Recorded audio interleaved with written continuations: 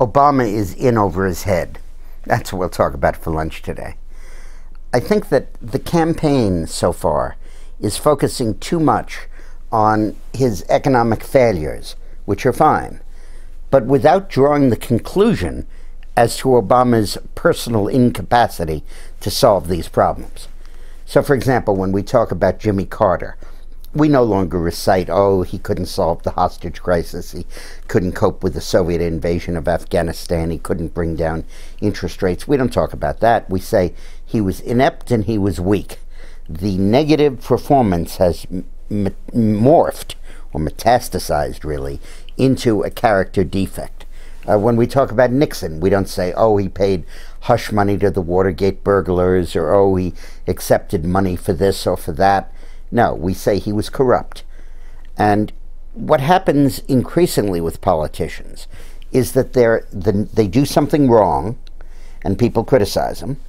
Then they do a lot of things wrong and people see it as a policy problem.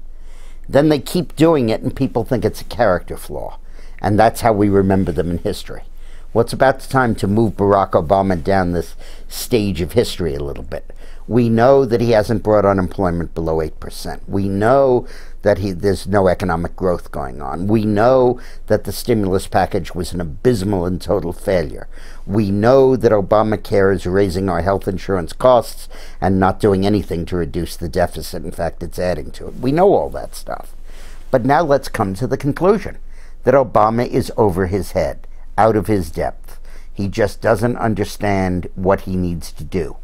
This guy, who's bright, is a community organizer and a constitutional lawyer.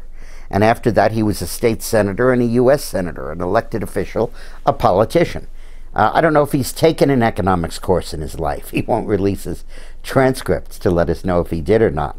I don't know if he knows anything about economics. I don't think he does. And ultimately, this is a situation, this economic situation, this fiscal situation, requires somebody who's very knowledgeable. Now, Bill Clinton was incredibly knowledgeable about the economy.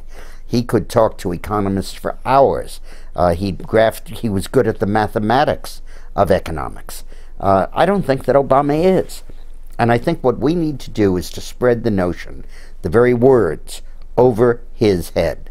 That should become the theme song with which we talk about the Obama administration and presidency.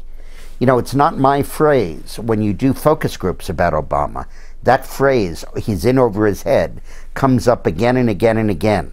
And the best thing you can do in politics is to give back to people what they give you in the research. And over his head keeps coming up. And it's evident when you talk about this guy, when you look at his lurching to try to deal with the economy, his perpetual new jobs programs that somehow never work, that he's in over his head. So let's start calling it by its right name. Thanks a lot for watching.